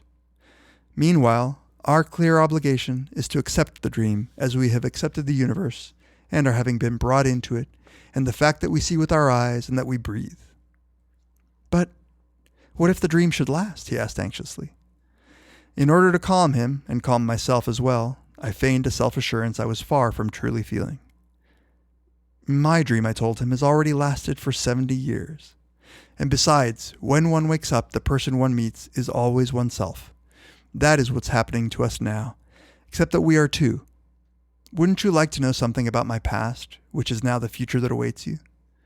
He nodded wordlessly. I went on, a bit hesitatingly. "Mother is well, living happily in her house in Buenos Aires, on the corner of Charcas and Maipú. But father died some 30 years ago. It was his heart. He had a stroke. That was what finally killed him. When he laid his left hand over his right, it was like a child's hand resting atop a giant's. He died impatient for death, but without a word of complaint. Our grandmother had died in the same house. Several days before the end, she called us all in and told us, 'I am an old, old woman dying very slowly. I won't have anyone making a fuss over such a common, ordinary thing as that.' Nora, your sister, is married and has 2 children. By the way, at home, how is everyone? Fine. Father's still always making his jokes against religion. Last night he said Jesus was like the gauchos, who'll never commit themselves, which is why he spoke in parables. He thought for a moment and then asked, "What about you?" "I'm not sure exactly how many books you'll write, but I know there are too many. You'll write poetry that will give you a pleasure that others will not fully share, and stories of a fantastic turn. You'll be a teacher like your father and like so many others of our blood." I was glad he didn't ask me about the success or failure of the books. I then changed my tack. As for history, there was another war with virtually the same antagonists. France soon capitulated. England and America battled a German dictator named Hitler, the cyclical Battle of Waterloo. Buenos Aires engendered another Rosas in 1946, much like our kinsman, the first one. In 55, the province of Córdoba saved us, as Entre Rios had before. Things are bad now. Russia's taking over the planet. America, hobbled by the superstition of democracy, can't make up its mind to be an empire. Our own country is more provincial with every passing day. More provincial and more self-important, as though it had shut its eyes. I shouldn't be surprised if the teaching of Latin were replaced by the teaching of Guarani. I realized that he was barely listening. The elemental fear of the impossible, yet true, had come over him, and he was daunted. I, who have never been a father, felt a wave of love for that poor young man who was dearer to me than a child of my own flesh and blood. I saw that his hands were clutching a book. I asked what he was reading. "The Possessed, or, as I think would be better, The Devils, by Fyodor Dostoevsky," he answered without vanity. "It's a bit hazy to me now. Is it any good?" The words were hardly out of my mouth when I sensed that the question was blasphemous. "The great Russian writer," he affirmed sententiously, "has penetrated more deeply than any other man into the labyrinths of the Slavic soul." I took that rhetorical pronouncement as evidence that he had grown calmer. I asked him what other works by Dostoevsky he had read. He ticked off 2 or 3, among them The Double. I asked him whether he could tell the difference between the characters when he read, as one could with Joseph Conrad, and whether he planned to read on through Dostoevsky's entire corpus. "The truth is, I don't," he answered with a slight note of surprise. I asked him what he himself was writing, and he told me he was working on a book of poetry to be called Red Anthems. He'd also thought about calling it Red Rhythms or Red Songs. "Why not?" I said. "You can cite good authority for it. Rubén Darío's Blue Poetry and Verlaine's Grey Song." Ignoring this, he clarified what he'd meant. His book would be a hymn to the brotherhood of all mankind. The modern poet cannot turn his back on his age. I thought about this for a little while and then asked if he really felt that he was brother to every living person. Every undertaker, for example? Every letter carrier? Every undersea diver? Everybody that lives on the even-numbered side of the street? All the people with laryngitis? The list could go on. He said his book would address the great oppressed and outcast masses. "Your oppressed and outcast masses," I replied, "are nothing but an abstraction. Only individuals exist, if in fact anyone does. Yesterday's man is not today's, as some Greek said. We two, here on this bench in Geneva or in Cambridge, are perhaps the proof of that." Except in the austere pages of history, memorable events go unaccompanied by memorable phrases. A man about to die tries to recall a print that he glimpsed in his childhood. Soldiers about to go into battle talk about the mud or their sergeant. Our situation was unique, and frankly, we were unprepared. We talked, inevitably, about literature. I fear I said no more than I customarily say to journalists. My alter ego believed in the imagination, in creation, in the discovery of new metaphors. I myself believed in those that correspond to close and widely acknowledged likenesses.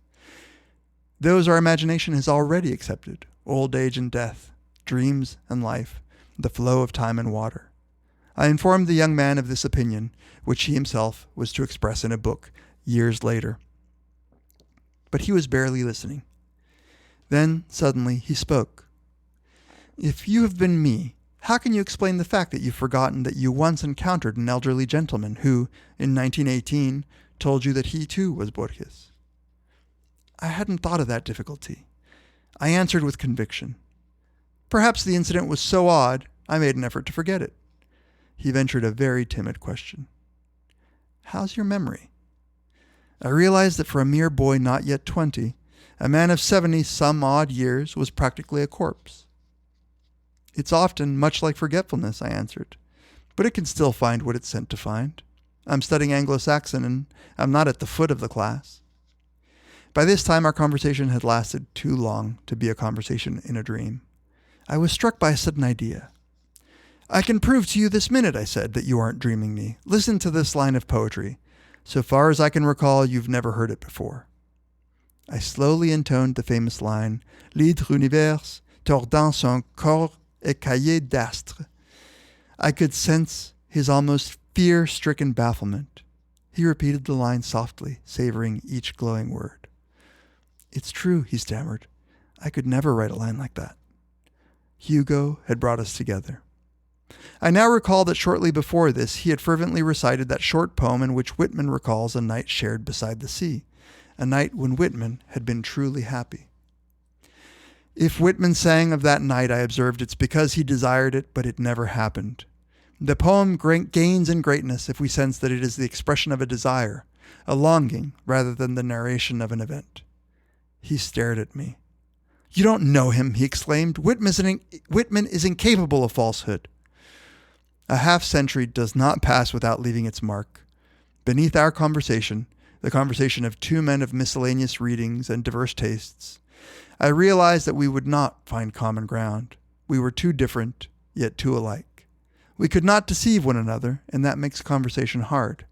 Each of us was almost a caricature of the other. The situation was too unnatural to last much longer.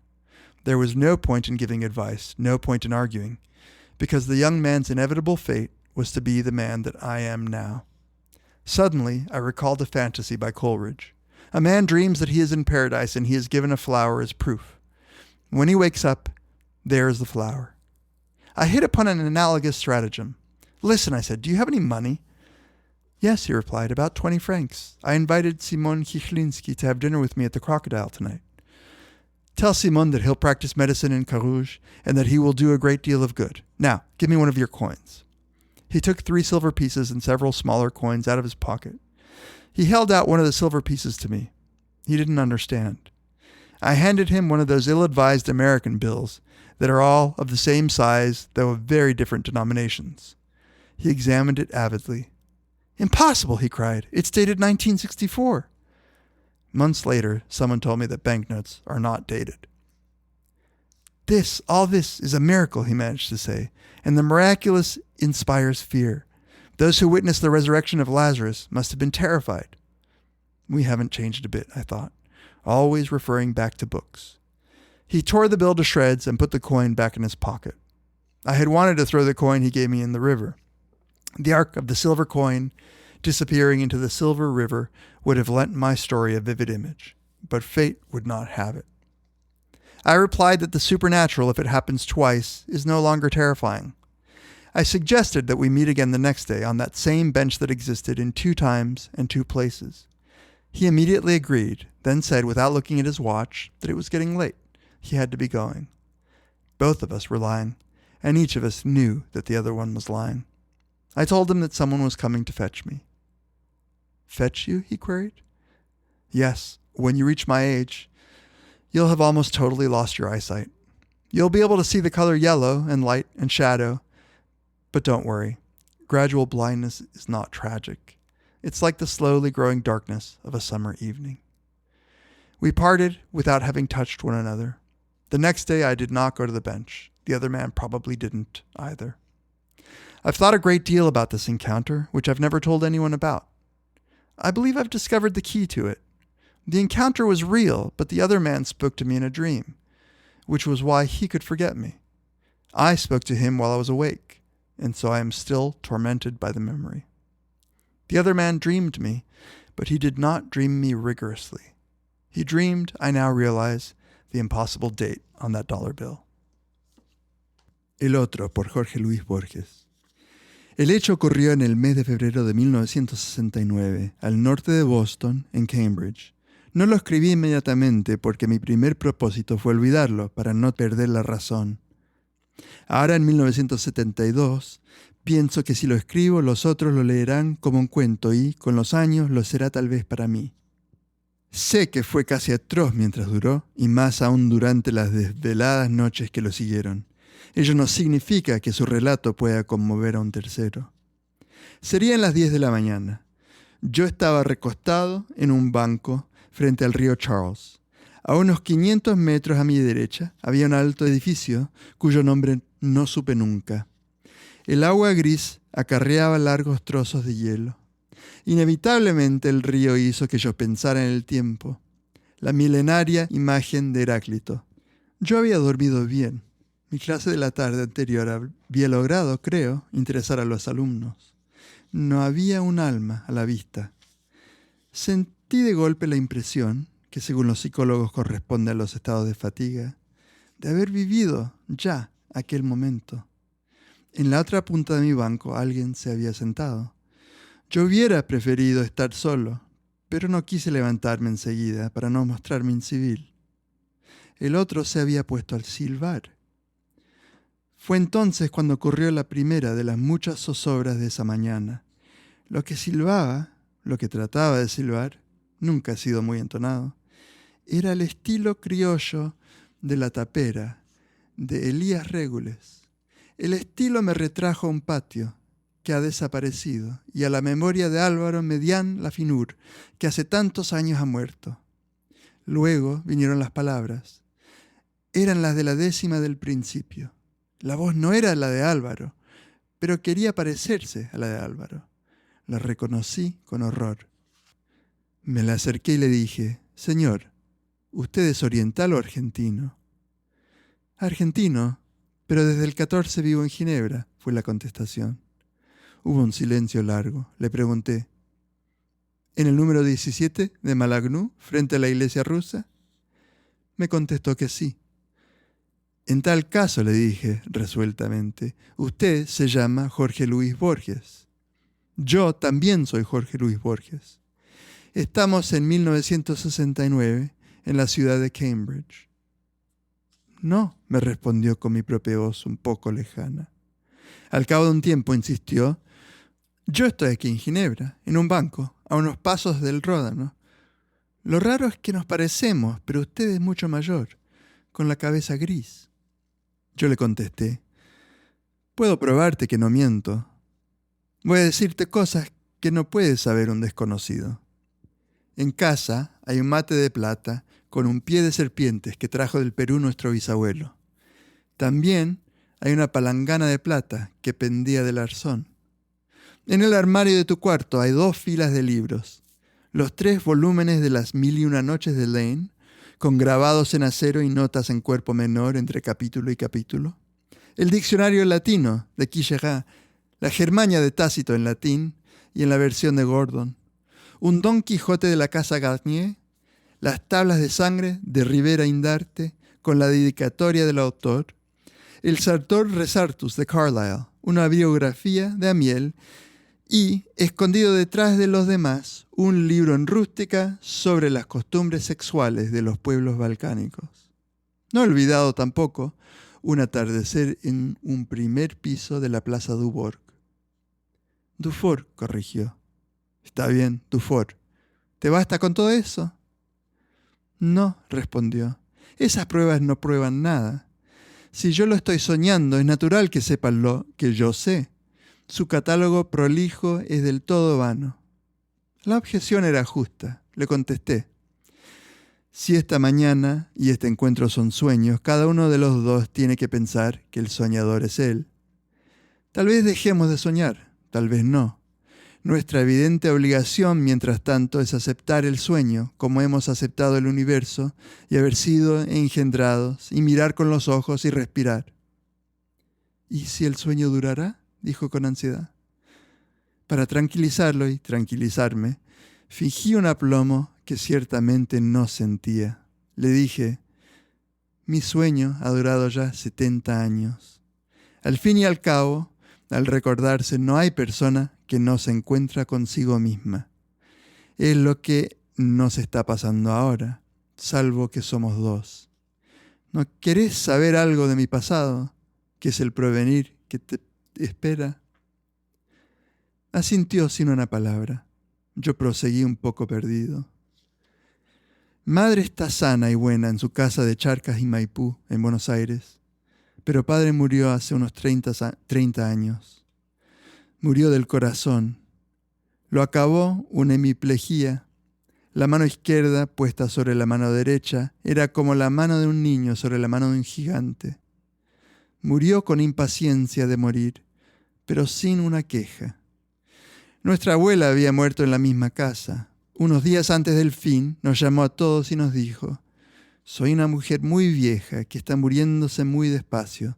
Que nadie se alborote por una cosa tan común y corriente. Nora, tu hermana, se casó y tiene 2 hijos. A propósito, en casa, ¿cómo están?» «Bien. Padre siempre con sus bromas contra la fe. Anoche dijo que Jesús era como los gauchos, que no quieren comprometerse y que por eso predicaban parábolas. Vaciló y me dijo: ¿y usted? No sé la cifra de los libros que escribirás, pero sé que son demasiados. Escribirás poesías que te darán un agrado no compartido y cuentos de índole fantástica. Darás clases como tu padre y como tantos otros de nuestra sangre». Me agradó que nada me preguntara sobre el fracaso o éxito de los libros. Cambié de tono y proseguí. En lo que se refiere a la historia, hubo otra guerra, casi entre los mismos antagonistas. Francia no tardó en capitular. Inglaterra y América libraron contra un dictador alemán que se llamaba Hitler, la cíclica batalla de Waterloo. Buenos Aires, hacia 1946, engendró otro Rosa, bastante parecido a nuestro pariente. El 55, la provincia de Córdoba nos salvó, como antes Entre Ríos. Ahora las cosas andan mal. Rusia está apoderándose del planeta. América, trabada por la superstición de la democracia, no se resuelve a ser un imperio. Cada día que pasa nuestro país es más provinciano y más engreído, como si cerrara los ojos. No me sorprendería que la enseñanza del latín fuera reemplazada por la del guaraní. Noté que apenas me prestaba atención. El miedo elemental de lo imposible, y sin embargo cierto, lo amilanaba. Yo, que no he sido padre, sentí por ese pobre muchacho más íntimo que un hijo de mi carne, una oleada de amor. Vi que apretaba entre las manos un libro. Le pregunté qué era. «Los poseídos, o según creo, los demonios de Fyodor Dostoyevsky», me replicó, no sin vanidad. «Se me ha desdibujado. ¿Qué tal es?» No bien lo dije, sentí que la pregunta era una blasfemia. «El maestro ruso», dictaminó, «ha penetrado más que nadie en los laberintos del alma eslava». Esa tentativa retórica me pareció una prueba de que se había serenado. Le pregunté qué otros volúmenes del maestro había recorrido. Enumeró 2 o 3, entre ellos el doble. Le pregunté si al leerlos distinguía bien los personajes, como en el caso de Joseph Conrad, y si pensaba proseguir el examen de la obra completa. «La verdad es que no», me respondió con cierta sorpresa. Le pregunté qué estaba escribiendo y me dijo que preparaba un libro de versos que se titularía Los himnos rojos. También había pensado en los ritmos rojos. «¿Por qué no?», le dije. «Podés alegar buenos antecedentes. El verso azul de Rubén Darío y la canción gris de Verlaine». Sin hacerme caso me aclaró que su libro cantaría la fraternidad de todos los hombres. El poeta de nuestro tiempo no puede dar la espalda a su época. Me quedé pensando y le pregunté si verdaderamente se sentía hermano de todos.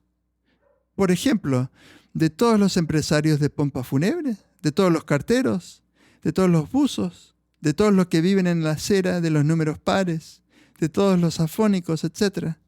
Me dijo que su libro se refería a la gran masa de los oprimidos y parías.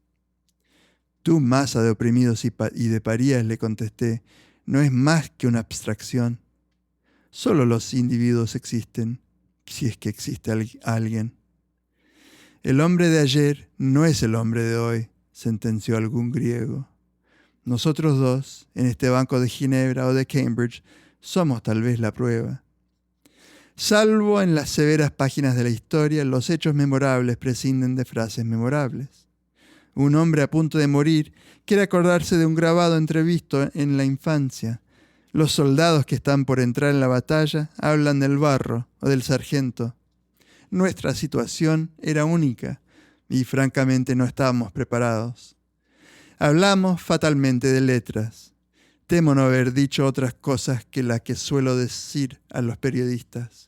Mi alter ego creía en la invención o descubrimiento de metáforas nuevas. Yo, en las que corresponden afinidades íntimas y notorias, y que nuestra imaginación ya ha aceptado. La vejez de los hombres y el ocaso, los sueños y la vida, el correr del tiempo y del agua. Le expuse esta opinión que expondría en un libro años después. Casi no me escuchaba. De pronto dijo: si usted ha sido yo, ¿cómo explicar que haya olvidado su encuentro con un señor de edad que en 1918 le dijo que él también era Borges? No había pensado en esa dificultad. Le respondí sin convicción. Tal vez el hecho fue tan extraño que traté de olvidarlo. Aventuró una tímida pregunta. ¿Cómo anda su memoria? Comprendí que para un muchacho de que no había cumplido 20 años, un hombre de más de 70 era casi un muerto. Le contesté: suele parecerse al olvido, pero todavía encuentra lo que le encargan. Estudio anglosajón y no soy el último de la clase. Nuestra conversación ya había durado demasiado para ser la de un sueño. Una brusca idea se me ocurrió. Yo te puedo probar inmediatamente, le dije, que no estás soñando conmigo. Oí bien este verso, que no lo has leído nunca, que yo recuerde. Lentamente entoné la famosa línea: L'hydre univers tordant son corps écaillé d'astre. Sentí su casi temeroso estupor. Lo repitió en voz baja, saboreando cada resplandeciente palabra. Es verdad, balbuceó. Yo no podré nunca escribir una línea como esa. Hugo nos había unido. Antes él había repetido con fervor, ahora lo recuerdo, aquella breve pieza que Walt Whitman rememora una compartida noche ante el mar, en que fue realmente feliz. Si Whitman la ha cantado, observé, es porque la deseaba y no sucedió. El poema gana si adivinamos que es la manifestación de un anhelo, no la historia de un hecho. Se quedó mirándome. «Usted no lo conoce», exclamó. «Whitman es incapaz de mentir». Medio siglo no pasa en vano. Bajo nuestra conversación de personas de miscelánea, lectura y gustos diversos, comprendí que no podíamos entendernos. Éramos demasiado distintos y demasiado parecidos. No podíamos engañarnos, lo cual hace difícil el diálogo. Cada uno de los dos era el remedio caricaturesco del otro. La situación era harto anormal para durar mucho más tiempo. Aconsejar o discutir era inútil, porque su inevitable destino era ser el que soy. De pronto recordé una fantasía de Coleridge. Alguien sueña que cruza el paraíso y le dan como prueba una flor. Al despertarse, ahí está la flor. Se me ocurrió un artificio análogo. «Oye», le dije, «¿tenés algún dinero?» «Sí», me replicó, «tengo unos 20 francos. Esta noche lo convidé a Simón Giglinski en el Crocodile. Dile a Simón que ejercerá la medicina en Carouge y que hará mucho bien. Ahora, me das una de tus monedas». Sacó 3 escudos de plata y unas piezas menores. Sin comprender, me ofreció uno de los primeros. Yo le tendí uno de esos imprudentes billetes americanos que tienen muy diverso valor y el mismo tamaño. Lo examinó con avidez. «No puede ser», gritó. «Lleva la fecha de 1974. Meses después, alguien me dijo que los billetes de banco no llevan fecha. «Todo esto es un milagro», alcanzó a decir. «Y lo milagroso da miedo. Quienes fueron testigos de la resurrección de Lázaro habrán quedado horrorizados». No hemos cambiado nada, pensé. Siempre las referencias librescas. Hizo pedazos el billete y guardó la moneda. Yo resolví tirarla al río. El arco del escudo de plata, perdiéndose en el río de plata, hubiera conferido a mi historia una imagen vívida, pero la suerte no lo quiso. Respondí que lo sobrenatural, si ocurre 2 veces, deja de ser aterrador. Le propuse que nos viéramos al día siguiente, en ese mismo banco que está en 2 tiempos y en 2 sitios. Asintió en el acto y me dijo, sin mirar el reloj, que se le había hecho tarde. Los 2 mentíamos y cada cual sabía que su interlocutor estaba mintiendo. Le dije que iban a venir a buscarme. ¿A buscarlo?, me interrogó. Sí. Cuando alcances mi edad habrás perdido casi por completo la vista. Verás el color amarillo y sombras y luces. No te preocupes. La ceguera gradual no es una cosa trágica. Es como un lento atardecer de verano. Nos despedimos sin habernos tocado. Al día siguiente no fui. El otro tampoco habrá ido. He cavilado mucho sobre este encuentro que no he contado a nadie. Creo haber descubierto la clave. El encuentro fue real, pero el otro conversó conmigo en un sueño y fue así que pude olvidarme. Yo conversé con él en la vigilia y todavía me atormenta el recuerdo. El otro me soñó, pero no me soñó rigurosamente. Soñó, ahora lo entiendo, la imposible fecha en el dólar.